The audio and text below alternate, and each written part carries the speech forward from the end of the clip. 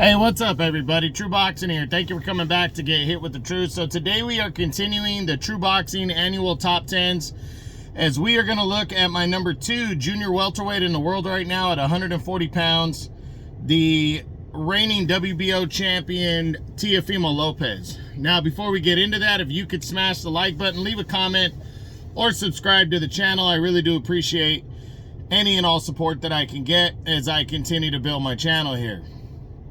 So Lopez entered the year coming off of a really good kind of, I wouldn't call it a bounce back year.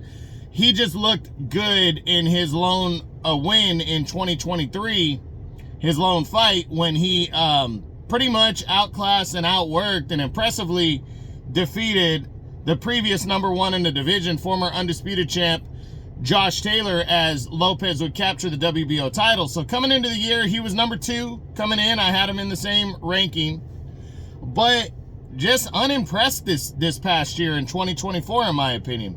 He started off in February when he took on Jermaine Ortiz, who was moving up from lightweight. Ortiz had given Vasily Lomachenko a tough fight the year prior, excuse me. And, you know, I don't know how much people were expecting Ortiz to compete, but I think Lopez came in a sizable favorite and struggled with Ortiz.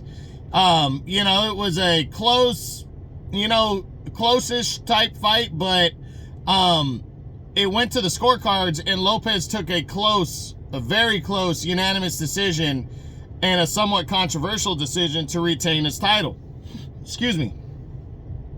After that, in June, he decided to put that title on the line against Canadian Steve Claggett. And, you know, this guy didn't deserve the fight at all. He had 7 losses on his resume prior to fighting Lopez, and none of them against high caliber competition. So Lopez, you know, dominated Claggett to a 12-round unanimous decision, but took shots in that fight and just, you know, didn't look, you know, like the old Teofimo Lopez, you know. And now he enters this year 21-1, you know, overall 13 knockouts, and he's only 28 years old, so still very young. And it's gonna be interesting to see how he bounces back this year, you know, and how he looks. Now, right now, the talk is that he is trying to land a fight March 15th, that he's finalizing a fight with Subriel Matias, the former IBF champ. But as I am talking to you now, just yesterday, he released something saying he wants out of his Top Rank contract, that he's too expensive for Top Rank, and you know, but he's still trying to come back and fight very soon. And again, right now, it looks like it could be March 15th against Subriel Matias, but we honestly don't know. He stayed out of action for the last 6 months of the year. His mandatory is going to be determined between Jack Catterall and Arnold Barbosa.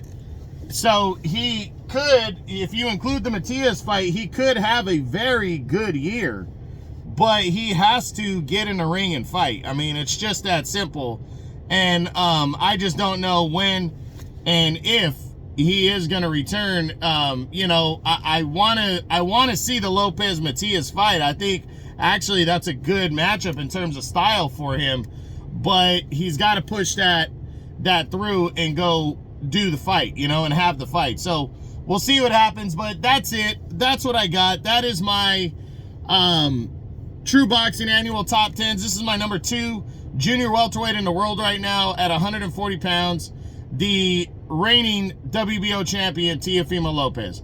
I hope you enjoyed the video. If you did, smash the like button, leave a comment, or subscribe to the channel. I appreciate any and all support. This is True Boxing. You've been hit with the truth.